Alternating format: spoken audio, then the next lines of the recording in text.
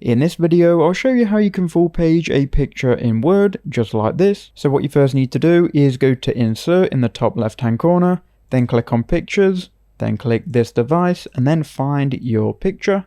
That will add it to your document.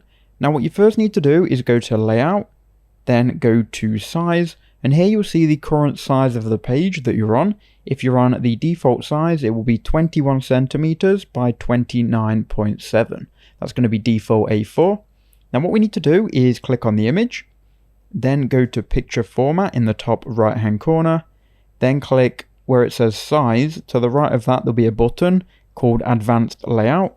Click on that. Here you need to uncheck Lock Aspect Ratio, and then for the height you want to type in 29.7, and then for the width that's going to be 21. This will match whatever your layout is. If you're using A4, then it's going to be these dimensions.